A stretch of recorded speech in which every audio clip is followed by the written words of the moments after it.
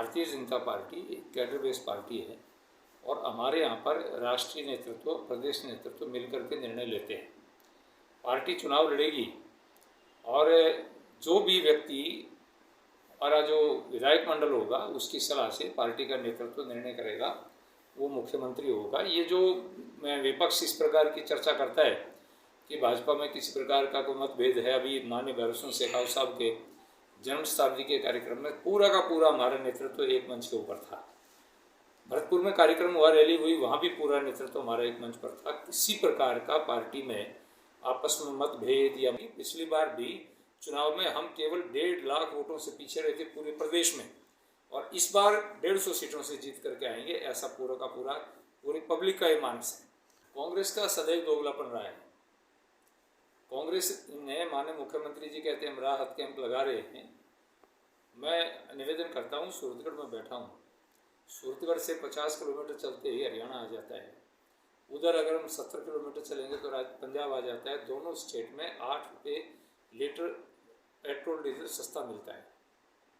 यदि इनको महंगाई कम करनी है तो आप हरियाणा पंजाब के बराबर भाव करिए।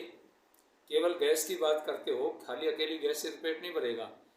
पूरा का पूरा अगर महंगाई पर कंट्रोल करना है, बिजली महंगी कर दी अभी 9 बार बिजली के बिल। एक तरफ तो गहलोत जी कहते हैं किसानों को बिजली फ्री दूंगा, फिर बिजली की महंगाई। इसका मतलब हुआ कि कुछ लोगों को तो आप ये कह देंगे कि मैं कम दूंगा, और जो लोग बेचारे बिल भरते हैं उनको आप महंगा देंगे। राहत कैंपों की बात जहाँ तक रही, माननीय प्रधानमंत्री जी किसानों की जो निधि है वो डायरेक्ट डालते हैं, पेंशन डायरेक्ट डालते हैं, नरेगा का पैसा डायरेक्ट डालते हैं, और भी जितनी कोरोना काल के अंदर सीधी राहत पहुंचाई। तो आवश्यकता ही नहीं है इस प्रकार का नाटक करने की। लोगों को ये राहत कैंप नहीं बल्कि आहत कैंप हो गए हैं। तो ये तो एक ड्रामाबाजी है, लोगों को इकट्ठा करना, लोगों को बेवकूफ़ करना। तो ये कोई तरीका नहीं है लोगों के साथ में भेदभाव करने का। हमारी सरकार पहले थी और हमने चैलेंज करके कहा था कि यदि हमारी सरकार में किसी प्रकार की कोई कमजोरी रही है तो उसकी जांच करवा करके देखो। लेकिन अशोक गहलोत की हिम्मत नहीं हुई कभी भी जांच करने की।